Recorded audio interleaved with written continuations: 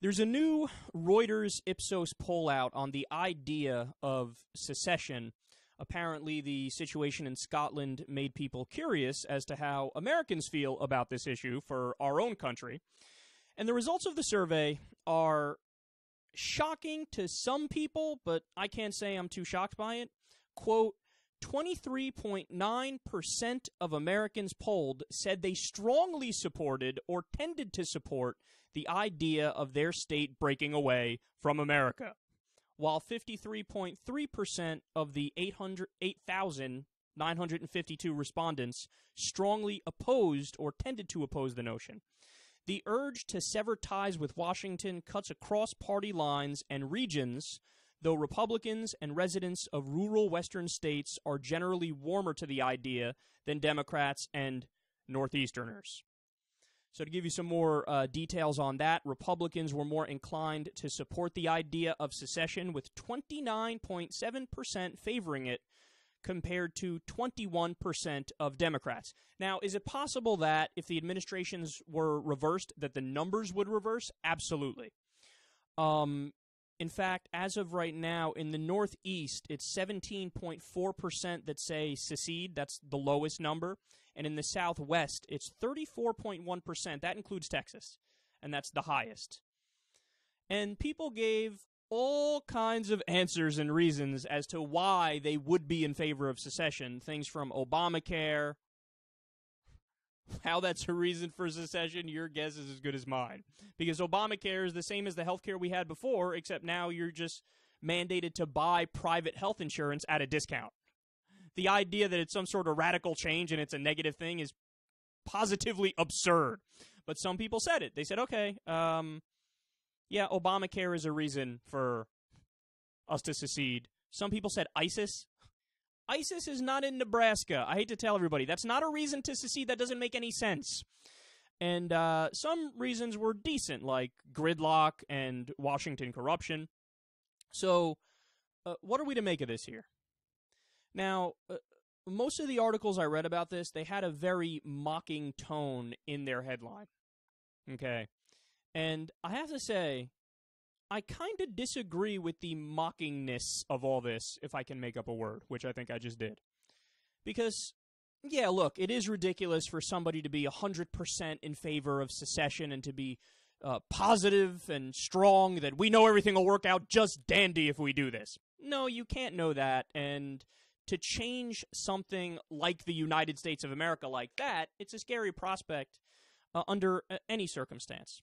However, is there possibly some conceivable scenario where rational people can support the idea of the United States of America breaking up? I say absolutely. To shut the door on it completely for all circumstances when we don't know what possible circumstances can happen down the road, to me that's just silly. That's just dogmatism.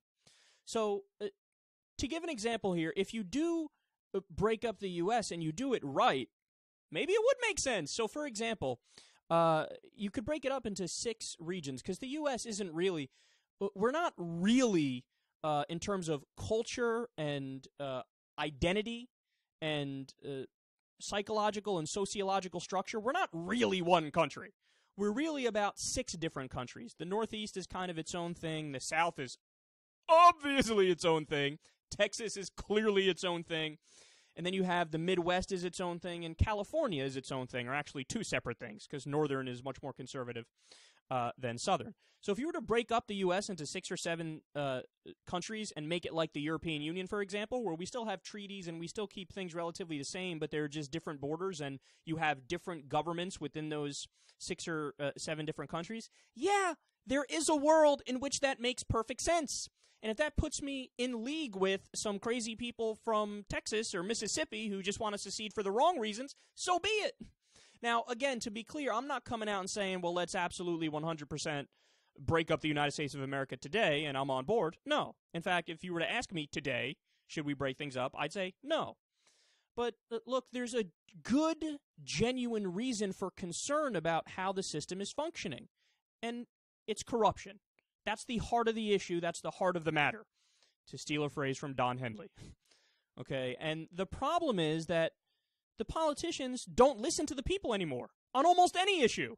That's not me speaking. There was a study, a political science study that came out recently where they went over from 1980 and onward. They looked at the trends in terms of legislation. Who is it actually helping and who's getting their way? And the answer, billionaires, multinational corporations, and the establishment, whereas the American people are getting royally fucked in the ass.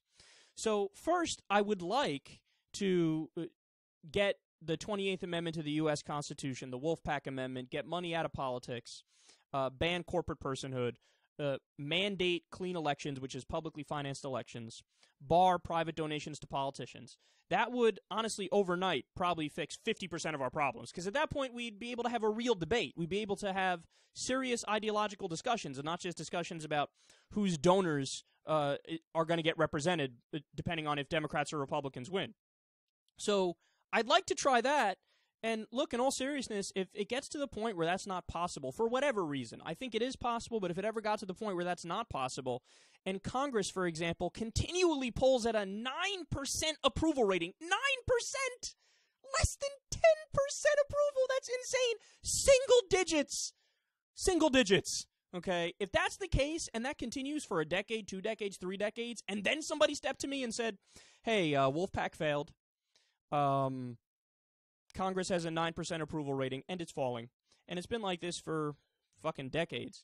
Would you be in favor of this proposal to maybe split up the U.S. into 6 or 7 countries? I'd say yes. I would say yes in that scenario.